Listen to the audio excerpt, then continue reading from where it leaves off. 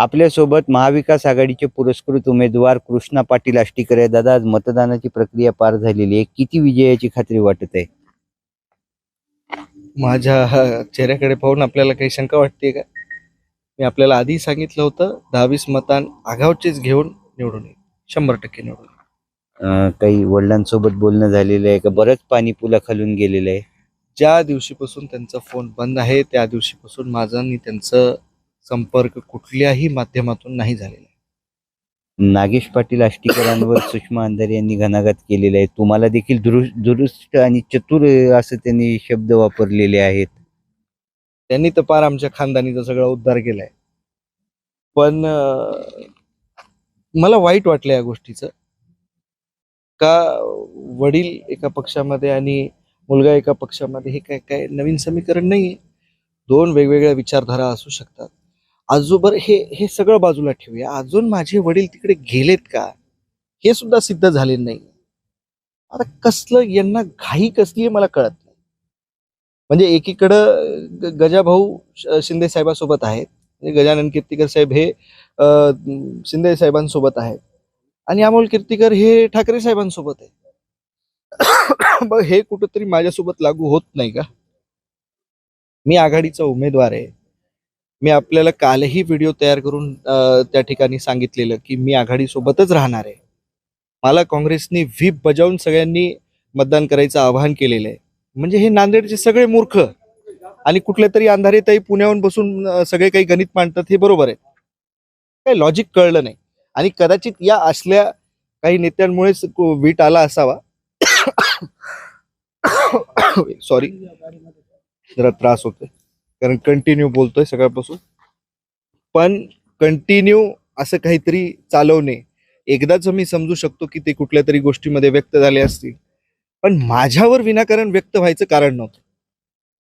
ते जे काही बोलले आहेत ते कशासाठी त्यांनी तोंड सुख घेतलं ते स्वतःच जाणे.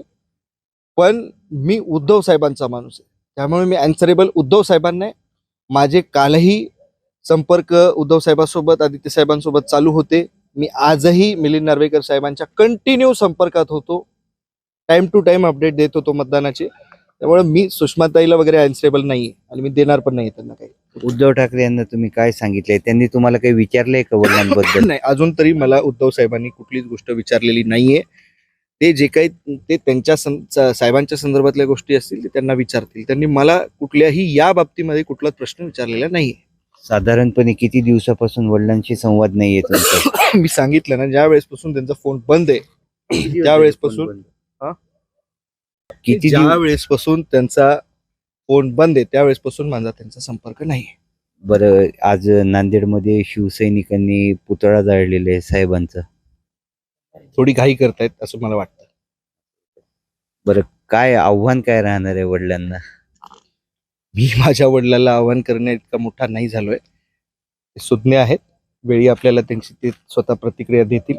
मी एवढा मोठा नाही झालोय की माझ्या वडिलांना काही सल्ला देऊ. बरं, उद्धव साहेबांना काय सांगितलंय तुम्ही आजच्या दिवसभराच्या घडामोडीबद्दल?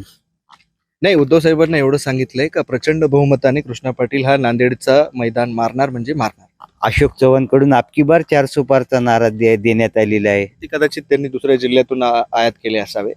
मला माझ्या विजयाची शाश्वती आहे, त्याच्याबद्दल मी चव्हाण साहेबाबद्दल बोलणार नाहीये. त्यांनी काय बोलावं किंवा कितपत बोलावं हे त्यांचा स्वतःचा अधिकार आहे, ते बोलू शकतात. कृष्णा भाऊ 4 वर्षातले शिवसेनेमधलं दुसरं बंड आहे. नाही, ठीक आहे, ह्याबद्दल मी काय बोलू ना. मी तरी बंड केलेलं नाहीये, मी अजूनही पक्षातच आहे, त्यामुळे मी त्याबद्दल काय बोलू. मी अजूनही पक्षातच असल्याची प्रतिक्रिया जी आहे ती कृष्णा पाटील आष्टीकर यांनी दिलेली आहे. अभिषेक एकबोटे, एबीपी माझा, नांदेड. एबीपी माझा, उघडा डोळे बघा नीट.